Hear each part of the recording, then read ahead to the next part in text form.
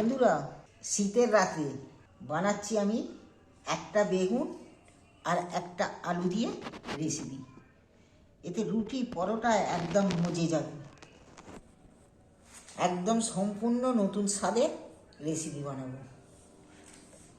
তাই আমি নিয়েছি একটা বেগুন আর একটা আলু, একটা টমেটো, নিয়েছি কাঁচা লঙ্কা।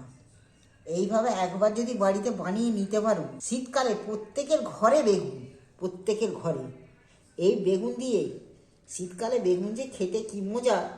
আর এই রেসিপিটা করলে না তোমরা একদম ভুলবে না, বারবার খেতে ইচ্ছা করবে। একদম নতুন রেসিপি, সম্পূর্ণ দেখতে থাকো কীভাবে বানাই। বেগুনটা আমি কেটে নিই, চলো।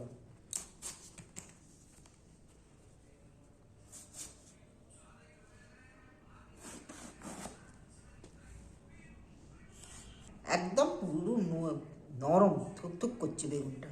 আর শীতকালে প্রত্যেকটা বেগুনই নরম থাকে। একটু সরু সরু করে কেটে নেব, দেখো এইভাবে সরু সরু করে বেগুনগুলো কেটে নিয়েছি। কেটে আমি একটা জলের মধ্যে রাখছি। এইটাকেও আবারও কেটে নিচ্ছি।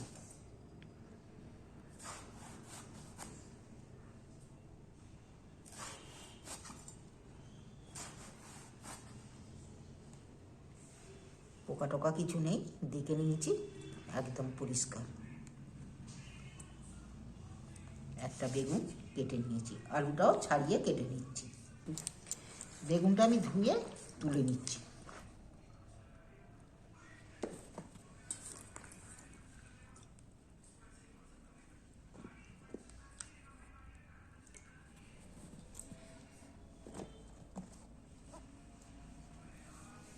আলুটাও বেগুনের মতো একটু সরু সরু করে কাটছি, তবে ঝালে যেই ধরনের আলু দেয় তার থেকে একটু সরু করে দিয়েছি আলুটা। দেখো সরু সরু করে কেটেছি, ভাজার থেকে মোটা আর ঝালের থেকে সরু। আলুটাকেও ধুয়ে তুলে নিচ্ছি। দেখো কাঁচা লঙ্কাগুলোকে, 4টে কাঁচা লঙ্কাকে চিড়ে নিয়েছি। তোমরা যদি ঝাল বেশি খেতে চাও কিন্তু ঝাল বেশি দিতে পারো কাঁচা লঙ্কা। আমি কিন্তু এই 4টে কাঁচা লঙ্কাকেই চিড়ে নিয়েছি। কাঁচা লঙ্কাগুলো অবশ্য ঝাল আছে। এবার চলো গ্যাসের কাছে যাই। বেগুনের রেসিপিটা করার জন্য আমি সর্ষে আর পোস্ত এই দুটো জিনিসকে মিক্সড করে বেটে নিই। আমি মশলা বলতে এইটাই করে নেব। প্রথমে আমি গ্যাস জ্বেলে দিয়েছি, দিয়ে কড়ায় আমি একটু বেশ তেল দিচ্ছি, 2-4 পোলার মতো। তেলটাকে একটু, বেগুন দিতে গেলে খোড়া করে তেলটাকে দিতে হবে। তেলটাকে একটু ভালো করে গরম করতে হবে। বিশেষ করে বেগুন তেলের মধ্যে দিলে তেল একটু চা করে গরম করতে হবে। তেলটা একদম গরম হয়ে গেছে, বেশ পাতলা মতো দেখিয়ে দিয়েছে তেলটা। এইবার আমি কেটে ধুয়ে রাখা বেগুনগুলো তুলে দিচ্ছি তেলের মধ্যে।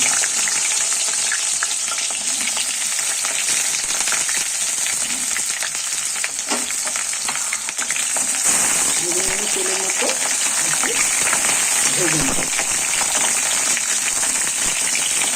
দেখো নাড়াচাড়া করতে করতে বেগুনটা ভাজা হয়ে এসেছে।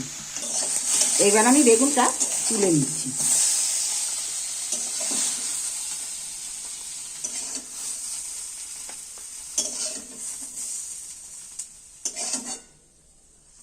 কড়াতে আবারও আমি একটু তেল দিচ্ছি, দিয়ে আলুগুলো তুলে দিচ্ছি।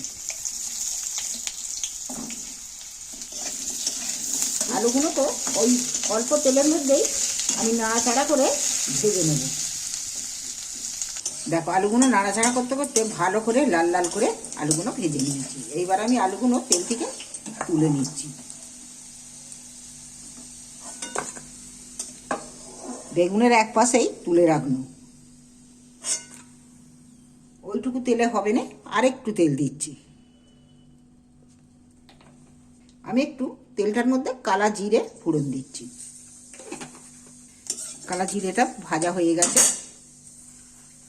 এইবার আমি কেটে রাখা, ছোট ছোট করে কেটে রাখা পেঁয়াজগুলো তুলে দিচ্ছি তেলের মধ্যে।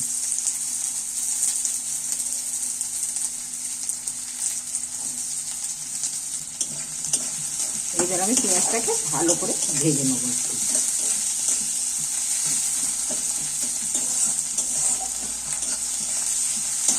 পেঁয়াজটা তেলের মধ্যে নাড়াচাড়া করতে করতে কীরকম লাল হয়ে কালার হয়ে গেছে দেখছো। এর থেকে বেশি আর ভাজবো না। এখানে একটা টমেটোকে সরু সরু করে কেটে রেখেছি, কাটা টমেটোটা দিয়ে দিচ্ছি। টমেটোটাকেও একটু পেঁয়াজের সাথে ভেজে নেব। টমেটোটাও পেঁয়াজের সাথে গ্রেভি মতো হয়ে গেছে, টমেটোটা সম্পূর্ণ গলে গেছে। এখানে 1 চামচ আদাকে আমি চেঁচে ব্যবহার করেছি, এখানে দিয়েছি। তবে আদাটা বেশি ভাজার প্রয়োজন নেই, একটুখানি নেড়ে চেড়ে নিলেই হবে তেলের মধ্যে।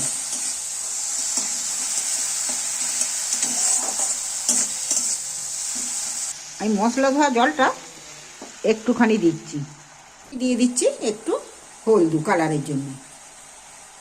এখানে আমি 1 চামচের মতো কাশ্মীরি লাল লঙ্কাটা কালারের জন্য দিচ্ছি। এখানে আমি স্বাদ মতো নুন দিচ্ছি। নুন কিন্তু আমি এখনো ব্যবহার করিনি, নুনটাই দিন একটু। এইবার আমি সব মশলাগুলো একটু ভালো করে ভেজে নেব।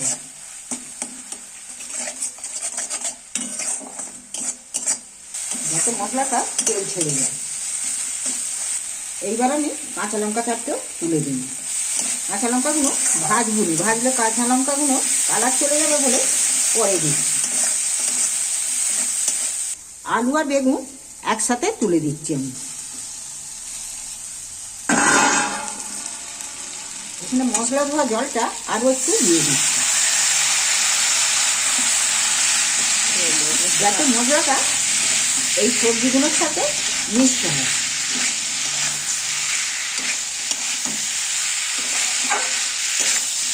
এইভাবে একবার বেগুনের ঝাল অবশ্যই বানিয়ে খেয়ে দেখবেন। ভাতে রুটিতে তুমি প্রত্যেকটাকে দিয়ে, রুটি পরোটা লুচি যা পারবে তুমি তাই দিয়েই খেতে পারবে। এইবার আমি সর্ষে আর পোস্ত যে বেটে নিয়েছিলাম, সর্ষে পোস্তটা দিয়ে দিচ্ছি এর মধ্যে। বাটি ধুয়ে জলটাও দিয়ে দিন। এইবার আমি সম্পূর্ণকে একটু নেড়ে চেড়ে নেব, কষিয়ে নেব।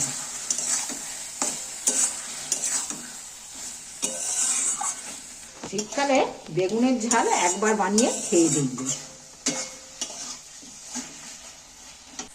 পরিমাণ মতন একটু জল দেবো, যাতে মশলাটা একটু সেদ্ধ হওয়ার মতো।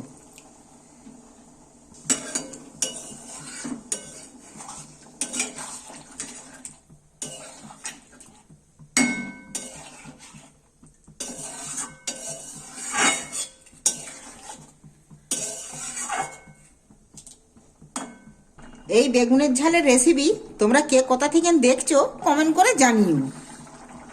আমি এটা একটু চাপা দিয়ে দিচ্ছি সেদ্ধ হওয়ার জন্য। দেখি মিনিট 5 হয়ে গেছে।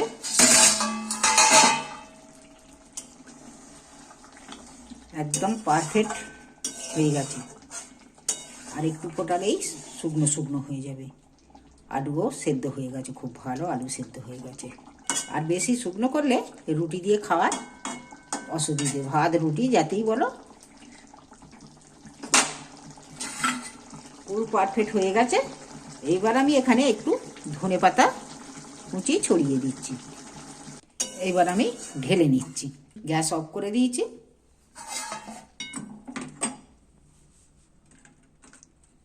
তোমাদের এই রেসিপি ভালো লাগলে বানিয়ে দেখছো, নিশ্চয়ই ভালো লাগবে। বানিয়ে খেয়ে দেখে আমাকে কমেন্ট করে জানাবে যে কেমন রেসিপিটা কেমন হলো।